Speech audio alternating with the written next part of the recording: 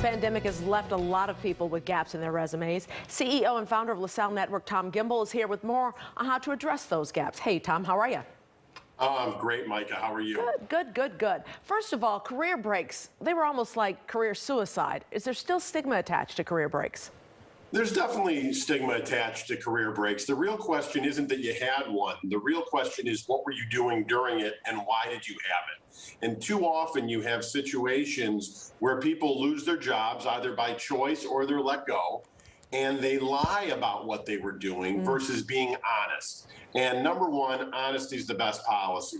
Number two, if something happened, state what you were doing and what happened. And number three, if you were unemployed for a long enough period of time, even if you were doing the taking care of a loved one or a stay-at-home parent or helping elderly parents, there's still some time, depending on how that's working out, where you can improve your computer skills or public speaking or things along those lines. It's a whole different ballgame, though, too, now that we're in the midst of a pandemic. Well, it is. But remember, unemployment's been at a historic low. So we have a situation where if you want a job, you can have one. And what people are going to want to know is, why weren't you working? If you say, I lost my job in 2020 during the initial days of the pandemic and the downsizing, then the follow-up question is going to be, what did you do to find another job? And then people are going to have to get into the issues, which is legitimate, to say, I either have a long-term illness and I can't afford to get COVID, or I live with an elderly parent, or whatever the situation was. But the follow-up question is going to be, what were you doing all day, every day, while you weren't working? And you really should have a plan. Yeah, so let's say I'm in an interview with you, because I'm hearing that more women have had these career gaps than men. So let's say I'm in an interview with you and I say I had this career gap. What do I do, and how are your feelings right off the bat, you personally? What do you think about the career gaps, and how do I deal with talking to you?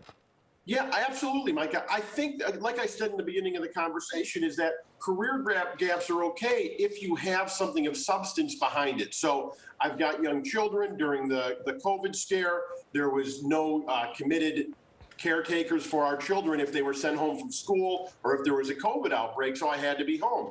Terrific. When your kids were in school from 8 to 3 or 9 to 3 or whenever it was, what were you doing anything to help prepare yourself for reentry into the workforce? But Tom, what happens when, that gap caused me to lose out on new technology, learning things like that? Do I come back into the workplace at a lower level than I was beforehand?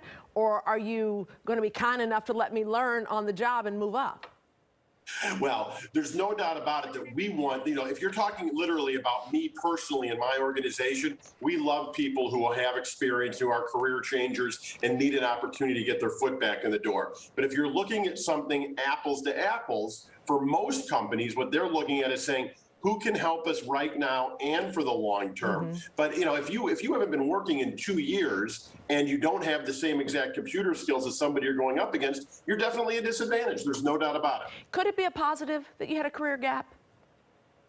Yeah, I think so, because what a lot of people have chosen to do is reflect on what they want to be doing for their career, for their income. And number one, I've talked to a lot of people who have said, I wish I would have had a career versus a job. Meaning, I wasn't really passionate about what I was doing, and so I think I was let go, not because I wasn't good, but because people thought I wasn't committed for the long term. Now I want to find a real career that I can sink my teeth into and really focus on that and grow. And there's a really big difference there. It's not just people who are getting the short end of the stick. Yeah. It's also a lot about how epiphany might be too strong of a word, Micah, but did something strike you during this crazy time that said, maybe I want to take a different path. Maybe I want to work for a nonprofit. Maybe I want to work for a manufacturing. Maybe I believe in made in the USA and I want to go work for that type of company. There's so many different paths that this past 2 years of this pandemic has affected all of us in such an emotional way. It's just not always conscious. Sometimes it's subconscious of what we want to do. So there is hope. CEO, founder of LaSalle Network, Tom Gimbel, thank you. Always nice to speak with you on Mondays.